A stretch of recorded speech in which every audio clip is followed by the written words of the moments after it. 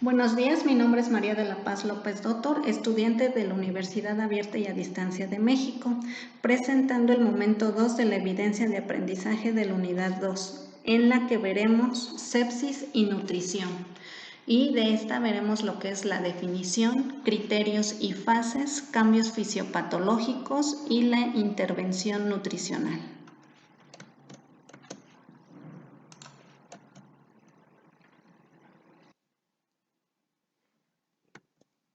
¿Qué es la sepsis? Esta es la ocurrencia en un paciente infectado de dos o más criterios de entre aquellos englobados dentro del síndrome de respuesta inflamatoria sistémica SIRS, en la cual se presenta una disfunción de órganos que compromete la supervivencia del enfermo causada por una respuesta desreguladora del huésped a la infección causada por un patógeno. Así, estos patógenos entran las bacterias a la sangre, después se fugan de los vasos sanguíneos a los órganos causando la disfunción y después la muerte. La sepsis severa de alto riesgo se asocia a un fallo de dos o más órganos. ¿Qué es el síndrome de respuesta inflamatoria sistémica? Es la situación clínica de respuesta inflamatoria general a una agresión, ya sea esta por una infección o sepsis, un traumatismo, una cirugía u otras situaciones clínicas. Menciona 10 criterios tanto clínicos como de laboratorio para diagnosticar sepsis.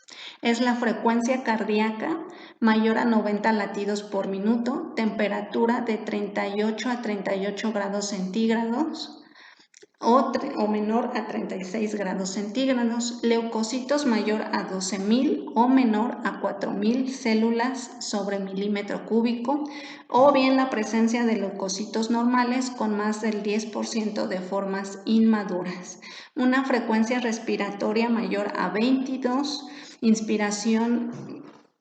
inspiraciones por minuto.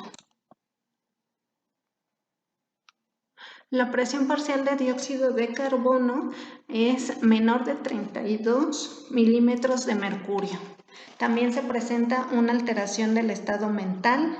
Hay un edema significativo o balance hídrico positivo mayor de 20 mililitros sobre kilogramo en 24 horas, hiperglucemia, glucosa en sangre mayor a 120 miligramos sobre decilitro en ausencia de diabetes. La proteína C reactiva es mayor a 2 veces el valor normal. La procalcitonina es 2 veces al valor normal y la saturación de sangre venosa mixta es mayor al 70%. El índice cardíaco es mayor a 3.5 litros sobre minuto.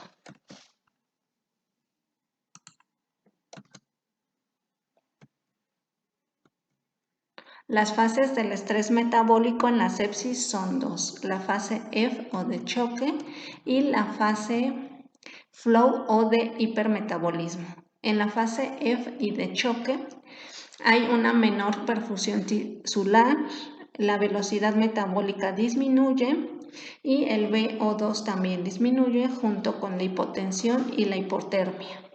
En la fase flow hay un catabolismo, hay liberación de glucocorticoides mayor, una velocidad metabólica aumentada, VO2 aumentado, glucagón también aumenta, la liberación de catecolaminas, liberación de citocinas y otros, mediadores lipídicos, producción de proteínas de fase aguda, excreción del BUN aumentada y velocidad metabólica también aumenta. La alteración en el empleo de nutrientes se modifica.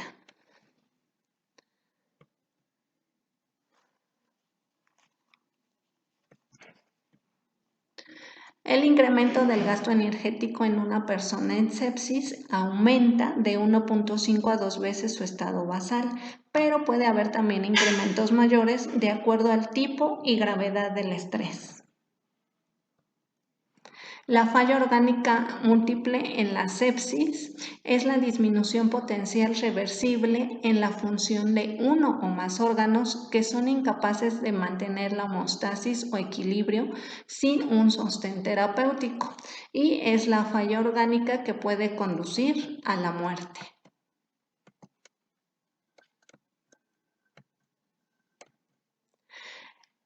Menciona 10 alteraciones fisiopatológicas en la falla orgánica múltiple. En estas se deprime la gluconeogénesis hepática, pudiendo aparecer hipoglucemia. Aumenta la concentración de ácido láctico en la sangre, promoviendo la acidosis metabólica. Disminuye la capacidad del hígado para sintetizar proteína, por lo que cuando se consume proteína, de hecho, esta intoxica al hígado, y el aporte exógeno de proteínas incrementa, y al incrementar la producción hepática de urea se elevan los valores de esta en la sangre. Hay una desregulación del medio interno, también se presenta un riesgo de encefalopatía hepatoamoniacal, hay una disminución de la captación hepática como la oxidación de grasas, hay una disminución del aclaramiento sérico de los triglicéridos, lo que lleva al desarrollo de hipertrigliceridemia. Hay una lipogénesis incrementada y una mala utilización periférica de la energía metabólica. ¿Cuál es la función del soporte nutricional en la sepsis? Hay una reducción de la incidencia de complicaciones infecciosas, lo que lleva al acortamiento de la duración de la ventilación mecánica y también a una disminución de los días de internación en la UCI y en el hospital. En particular, ¿cuál es la función de la nutrición enteral y cuándo se debe indicar en la sepsis? La nutrición enteral preserva la integridad de la mucosa intestinal, por lo que se preserva la translocación bacteriana. Se indica cuando el tracto gastrointestinal esté intacto y el paciente lo requiera. Inicia dentro de las 24 a 48 horas de diagnóstico de sepsis y tras la resucitación del paciente. Se recomienda la nutrición postpilórica y debe indicarse cuando el paciente haya sido correctamente reanimado, resucitado, rehidratado y estable hemodinámicamente. Las contraindicaciones es que se presente en las fases tempranas de choque.